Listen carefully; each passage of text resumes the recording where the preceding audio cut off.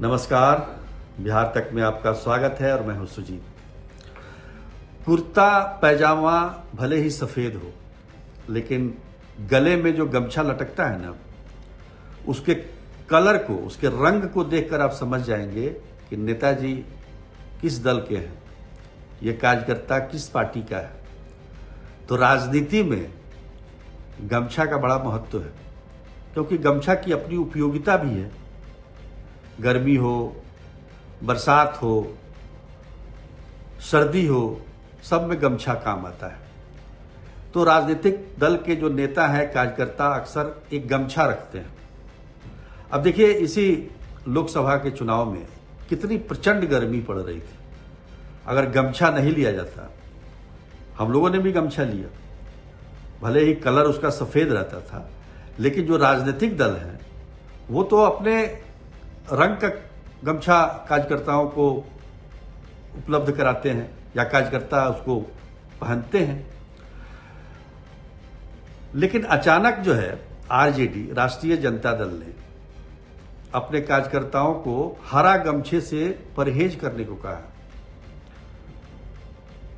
क्यों भाई? आरजेडी की जब रैली होती थी या फिर चुनावी सभाओं में बड़ा अच्छा दृश्य दिखाई देता था। सबके हरे रंग का, कोई मुरेठा बांधे हुए है तो कोई कमर में गमछे को बांधे हुए है, कोई लहरा रहा है गमछे को, तो बड़ा एक जोशीला दृश्य दिखाई देता था। पर अब ये कार्यकर्ता ऐसा नहीं कर सकेंगे। हालांकि कई सभाओं में तेजस्वी यादव भी ये काम कर चुके हैं, लेकिन अब पार्टी को लगता है कि ये ठीक नहीं है। इससे हो सकता है कि इस तरह के आचरण से हो सकता है कि दूसरे उनके जो वोटर हैं, जो करीब आना भी चाहते हैं, वो नहीं आ पा रहे हैं। ये कारण एक हो सकता है। अब देखिए, आरजेडी के लिए एक बहुत बड़ा मौका है ये, जो 2025 का विधानसभा चुनाव है। और तेजस्वी यादव को वो भी काफ़ी परिपक्व हो गए हैं। 2015 से ही वो विधायक हैं, डिप्टी सीएम 2 बार रह चुके हैं, प्रतिपक्ष के नेता 2 बार रह चुके हैं। तो अनुभव काफ़ी हो गया है। बचा है केवल मुख्यमंत्री का पद। तो इस बार अगर नहीं तो फिर कभी नहीं। इस सोच के साथ आरजेडी सधे कदमों के साथ आगे बढ़ रही है कि तेजस्वी यादव को मुख्यमंत्री बनाना है। और इसको लेकर जो भी कदम उठाना पड़ेगा वो पार्टी उठाएगी, चाहे पार्टी की छवि ही क्यों ना बदल जाए। देखिए, आरजेडी की एक अपनी छवि है। अब उस छवि को कितना तोड़ पाएंगे तेजस्वी यादव। हालांकि उन्होंने काफ़ी प्रयास किया है पिछले दिनों। अगर आप देखेंगे कि जब से पार्टी की कमान उनके हाथों में आई है तो काफ़ी कुछ प्रयास उनका दिखाई देता है। तो उसी की एक कड़ी है ये गमछा, जो हरा गमछा लेकर आरजेडी के कार्यकर्ता मुरेठा बांधकर, फिर कमर में उसको बांधकर, अगर ठीक है आप गले में लटकाते हैं तो एक शालीनता के साथ तो कोई दिक्कत नहीं है, लेकिन आप उसको अगर हवा में लहराने लगे तो निश्चित तौर पर उसका प्रभाव पड़ता है और लगता है कि ये जो पार्टी है कहीं ना कहीं इसमें अनुशासनहीनता है। अब ये जो लहराने का है गमछा, ये कहाँ लहराया जाता है? आप समझिए, पार्टी पॉलिटिक्स में तो ऐसा होता नहीं है, लेकिन आरजेडी में होता था। लेकिन ये भी है कि अब आगे नहीं होगा। तो कहने का मतलब कि गमछा जो है राजनीतिक व्यक्तियों के लिए काफ़ी महत्वपूर्ण है। गमछा हमेशा उनका साथ देता है, क्योंकि वो हमेशा यात्रा पर रहते हैं और घूमते रहते हैं कार्यक्रमों में।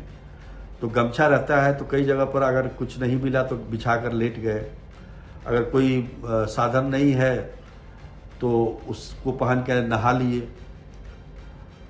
सर्दी है तो उसको कान में बांध लिए। तो गमछा का अपना महत्व है, इसको आप नकार नहीं सकते। टोपी भी है, टोपी तो गांधी टोपी सब जानते हैं, गांधी टोपी के बारे में। और उसके बाद कांग्रेस ने भी, कांग्रेस के जो सेवा दल के कार्यकर्ता हैं वो भी टोपी लगाया करते थे। कांग्रेसी तो पहले सारे टोपी लगाते थे। धीरे धीरे टोपी की परंपरा खत्म हो गई। अन्ना का जब आंदोलन हुआ तो फिर टोपी की शुरुआत हुई, मैं भी अन्ना। उसके बाद उसको अरविंद केजरीवाल ने ले लिया वो टोपी लगाने का। तो देख ही रहे हैं कि दिल्ली में जो आपकी सरकार है, केजरीवाल जी की जमानत पर भी आज सुनवाई हुई है। तो कहने का मतलब ये है। उसके बाद फिर समाजवादी पार्टी उसने भी अपनाया है, वो भी लाल टोपी लगाते हैं। तो बिहार में अब आरजेडी जो है कार्यकर्ताओं से कह रही है कि आप हरा टोपी लगाइए, आप गमछे की जगह हरा टोपी लगाइए या फिर बैच लगाइए। इससे क्या होगा कि शालीनता बनी रहेगी, पार्टी की छवि अच्छी रहेगी, और जो है जो एक तरह से जो आरोप लगता है पार्टी पर उसकी छवि को लेकर और जिस प्रकार का आचरण कार्यकर्ता करते हैं उसको लेकर, तो उससे पार्टी दूर होगी। इसका साफ मतलब यही है कि जो नेतृत्व है वो पार्टी की छवि को सुधारना चाहता है। पहले यही चीजें जो है आरजेडी की यूएसपी हुआ करती थी एक जमाने में। ये आप देखिए ना, 2003 में 30 अप्रैल को लालू प्रसाद यादव ने तेल पिलावन लाठी रैली बुलाई थी। तो उस रैली का नाम देखिए। आज के दौर में तेजस्वी यादव ऐसा नाम नहीं रख सकते। वो जमाना बदल चुका है, समय बदल चुका है। तो उस समय यूएसपी थी, आज वो नहीं है। आज आपके गमछा हिलाने से दूसरे जो कमजोर वर्ग के मतदाता हैं वो डर जाते हैं, वो खौफ में आ जाते हैं। तो इन सबको ध्यान में रखते हुए पार्टी ने ये निर्णय लिया है। हालांकि गाइडलाइन उनका 9 सूत्री गाइडलाइन है, जिसमें आखिरी में ये लिखा गया है कि गमछे से आप परहेज कीजिए और बैच और टोपी लगाइए। आभार यात्रा शुरू कर रहे हैं तेजस्वी यादव 10 तारीख से 17 तारीख तक, 8 दिनों तक ये यात्रा चलेगी। और ये यात्रा पहले की यात्राओं से भिन्न होगी। इसमें कोई हंगामा नहीं करना है, कोई तोरण द्वार नहीं बनाना है, कोई मतलब रैली नहीं होनी है।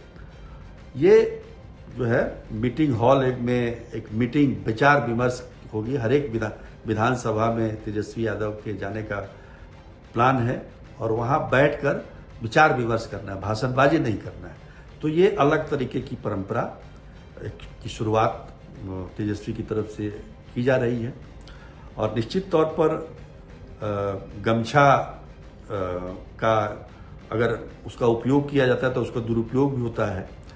खैर, वो तो उस चीज़ को ही ध्यान में रखते हुए आरजेडी ने गमछे पे एक तरीके से बैन लगा दिया है। तो कुल मिलाकर देखें तो 2004 के लोकसभा चुनाव में तक जो है आरजेडी का बहुत अच्छा परफॉर्मेंस रहता था। 2004 में लोकसभा में अच्छा रहा, लेकिन उससे पहले विधानसभाओं में भी काफ़ी अच्छा। उससे पहले तो विधानसभा में मतलब राज्य में तो सरकार में ही थी वो। 2004 में 30.5% वोट आए थे। उसके बाद से लगातार उनके वोटों में कमी आ रही है। तो केवल MY समीकरण से तो ये होगा नहीं। A to Z की पार्टी बनानी है तेजस्वी यादव को, बोल भी चुके हैं। तो इन सब चीज़ों से जो लुम्पेन छवि पेश होती है उससे दूर करने की कोशिश है पार्टी को, ताकि तमाम जाति के जो मतदाता हैं वो बेखौफ होकर आरजेडी से जुड़े और इनका वोट बैंक बढ़े। जब तक वोट बैंक नहीं बढ़ेगा तब तक मुश्किल है पार लगना, मुख्यमंत्री बनना। तो इन्हीं सब को देखते हुए ये निर्णय लिया है पार्टी नेतृत्व ने कि गमछा मत रखिए, आप गले में रखिए, लेकिन आप गले उसको हिलाने लगिएगा या फिर मुरेठा बांध लीजिएगा तो वो मतलब कहने का मतलब एक तरीके से मुरेठा बांधना, कई बार लालू यादव भी बोल चुके हैं कि यादवों की पहचान है। तो ये केवल यादव की पार्टी नहीं है, ये जताना चाहते हैं तेजस्वी यादव और कहना चाह रहे हैं कि भाई सभी दल, सभी जाति के लोग इसमें आए और उनको उनका समर्थन करें और इसी उद्देश्य के साथ ये उनका जो आभार यात्रा की शुरुआत हो रही है, पहला चरण शुरू होने वाला है 10 तारीख से। आगे जैसे जैसे होगा चरण के बारे में आपको बताएंगे। आज के लिए इतना ही, तब तक के लिए नमस्कार।